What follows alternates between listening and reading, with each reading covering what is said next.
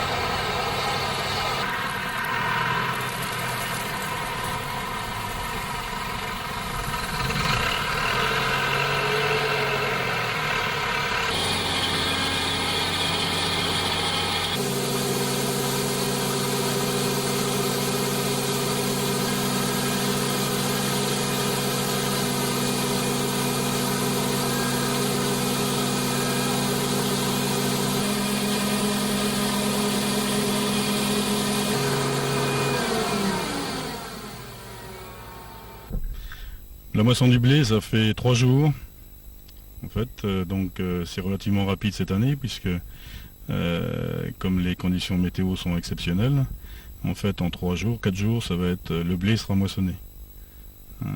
Tout est arrivé à peu près à maturité en même temps, et là on devrait, normalement j'aurais terminé ce soir. Et c'est quelle variété de blé là, que vous êtes en train de moissonner en ce moment? Alors c'est une variété qui est relativement récente. En fait elle a 1 an, enfin 1 an au niveau de l'homologation. Elle s'appelle Tilbury, c'est une variété panifiable, c'est-à-dire que elle est bonne pour faire du pain.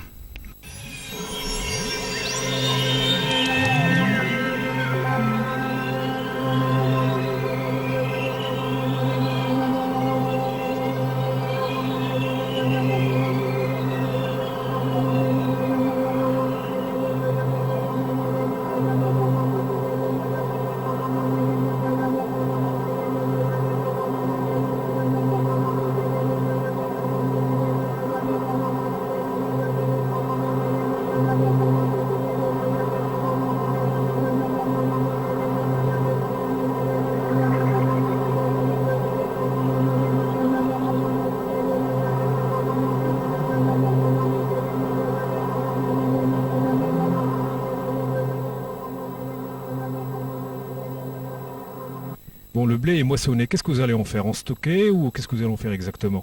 Alors moi je le stocke, mais bon je le stocke en fait quelques mois. C'est parce que j'ai la possibilité de le stocker, j'ai des équipements pour ça. Et je le livre donc à la coopérative fin d'hiver. Mais donc dès qu'il est livré, de toute façon la coopérative elle sait qu'elle va le recevoir. Elle fait des contrats donc auprès des meuneries de façon puisqu'elle approvisionne en fait la meunerie de manière régulière tout au long de l'année. Donc elle planifie ses livraisons. Donc on peut espérer avoir du bon pain effectivement avec ce blé que vous avez moissonné aujourd'hui. Il faudra demander ça au meunier, parce que comme c'est une variété c'est une variété récente, comme je vous disais, c'est une variété qui est inscrite depuis 1 an. Elle est donnée, elle est classée bien, c'est-à-dire que c'est une variété de bonne valeur boulangère. Maintenant, je ne sais pas, il faudrait demander au meunier si effectivement ça lui convient. Je vous remercie.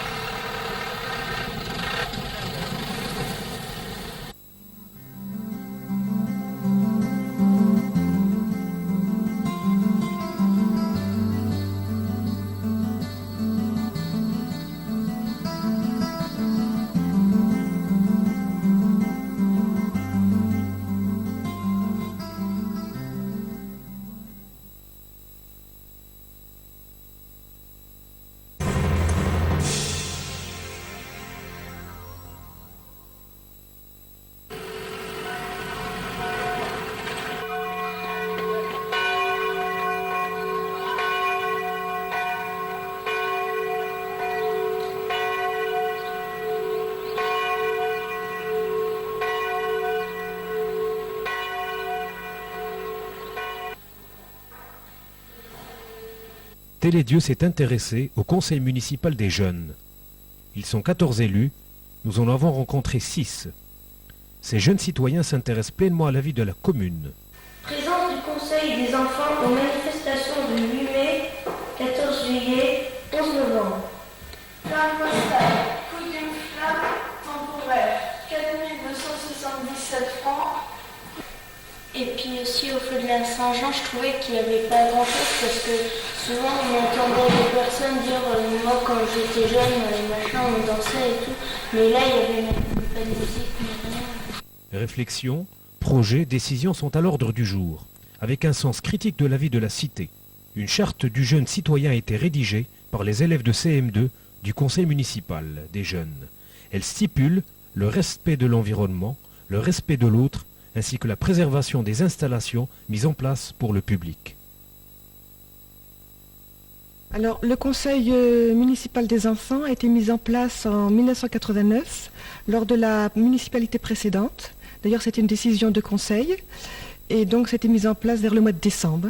Et donc ça fonctionne depuis cette date-là, mise en place par le monsieur Pierre Lombard a pris d'abord le groupe en charge avec madame Nelly Berthold, puis progressivement j'ai aidé madame Berthold et repris le groupe. On est 14 et on est élus en CM2 jusqu'à la fin de 5e. Quelle est la fréquence de vos réunions? Toutes les 6 semaines environ. Qui vous encadre et quelles sont vos actions? Eh bien, il y a Madame Gury et Madame Frima qui nous encadrent. En ce moment, notre groupe travaille sur les flammes postales, parce qu'on aimerait bien avoir une flamme postale dans le village, et puis voilà. Mon groupe travaille sur les dégradations des arrêts de bus et tout ça, parce qu'ils sont souvent cassés. Mon groupe s'occupe d'installer des bancs, des poubelles.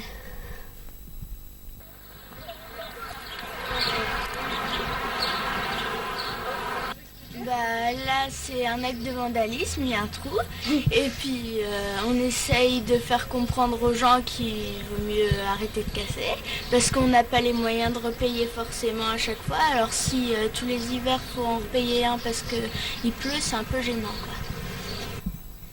quoi. Alors c'est un autre exemple de dégradation causée par les camions. Et une bordure ça coûte très cher quand il faut la remplacer.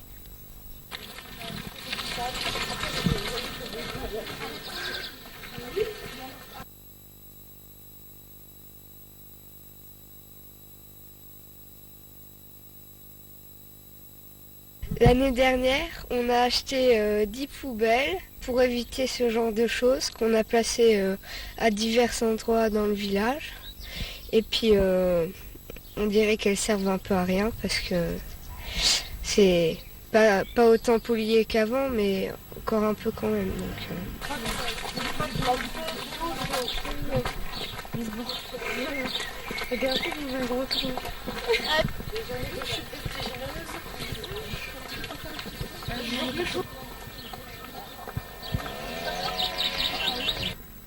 Un groupe du conseil des enfants va choisir des bancs pour mettre à côté du square dans l'église, enfin à côté de l'église. Et on hésite entre des bancs en bois ou en béton, mais on dit que les bancs en béton c'est un peu froid. Mais n'empêche que les bancs en bois, il y a des graffitis, puis c'est pas très esthétique, quoi.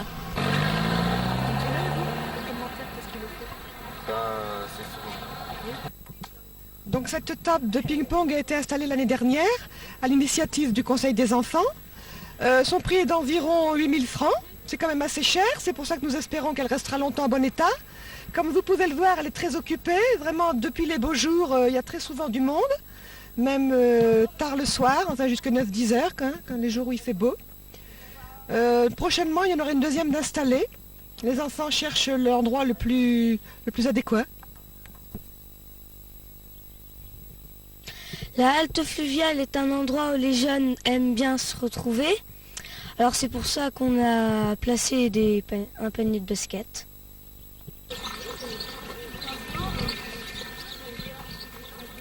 Est-ce que cette expérience vous donne envie d'être conseiller plus tard? Bah oui, un petit peu, parce qu'on se dit que c'est bien d'aider la commune, et puis ça a changé quand même. Avant c'était un petit peu pourrage, quoi, et puis... oui. Bah, être conseiller municipal, ça a des avantages, mais ça a aussi quelques défauts, parce qu'on peut être critiqué pour ce qu'on fait. Et puis, mais sinon, moi, ça me plairait. Donner son avis, c'est toujours intéressant, parce que, voilà quoi. Bah moi, je sais pas trop, parce que je sais pas.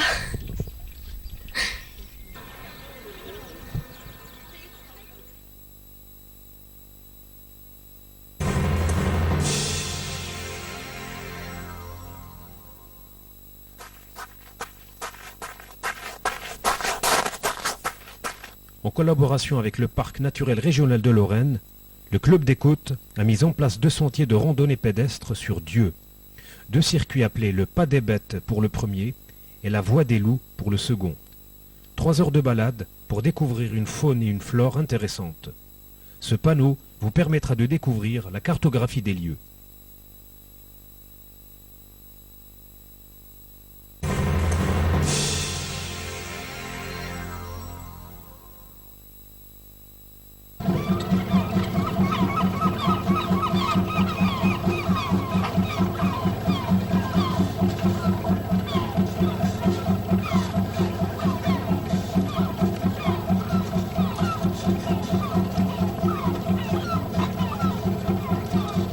Non, il ne s'agit pas d'un port, mais de l'écluse, située entre Audinville et Dieu.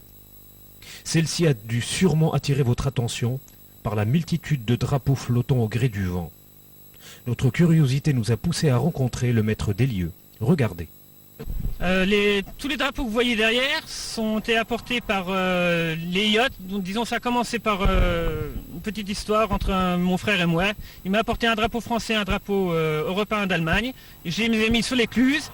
Et c'est les bateaux qui m'ont donné tous les ans, ils me donnent. Tous les ans, même emballés dans les plastiques. Vous en avez combien? Maintenant, je tourne dans les 300, 400, je sais pas, je les compte même pas. Eh ben, les fleurs, j'ai commencé en 87 à faire le concours fleuri. Je me suis amusé comme ça parce qu'on m'en avait parlé. Je me suis inscrit à la commune de Dieu. Et tous les ans, je le fais. Bon, je mets des fleurs, j'égaye mon écluse déjà pour moi-même et pour surtout les gens qui passent en bateau et les automobilistes. Parce que j'ai du monde qui s'arrête, disons, pratiquement tous les jours, j'ai 1 ou 2 voitures, si c'est pas plus. Et alors depuis combien de temps exercez-vous dans cette activité canal? Eh ben moi je suis rentré en 81, ça va faire bientôt 14 ans que je suis rentré au canal de l'Est. Et j'étais 1 an et demi à Commercy. Et bon, je suis venu à Dieu-sur-Meuse le 1er novembre 82. Quel est le trafic sur cette écluse? En bateau de commerce, en bateau de plaisance? Le trafic sur le canal de l'Est, bon, ça varie entre 400 péniches à 300 à 400 péniches dans l'année et entre 1200 et 1300 yachts dans l'année aussi, ce qui est en progression constante depuis quelques années. C'est un essor vraiment incroyable. Est-ce que vous voyez régulièrement les mêmes personnes ou les mêmes bateaux? Les mêmes bateaux, oui. Beaucoup les bateaux hollandais, les yachts et les bateaux de transport, oui, beaucoup. Généralement, c'est pratiquement tout le temps les mêmes. Oui, dans la tête, bon, je voyage un peu avec les bateaux, c'est tout à fait normal. Quand on voit les bateaux passer tous les jours, on voudrait bien partir avec eux, voyager, faire le long du canal, se promener. C'est vrai que ça fait rêver au fil de l'eau, voir la nature autrement. Ça me ferait plaisir, c'est sûr. Mais peut-être l'occasion viendra un jour. Voilà. Et je fais aussi, bon, je me suis amusé à faire 2-3 petits villages, un petit château fort, 2 têtes. J'ai fait de la récupération de pierres et j'ai fait 7 têtes. C'est un petit hobby. Je voudrais faire autre chose, mais je ne peux pas le faire.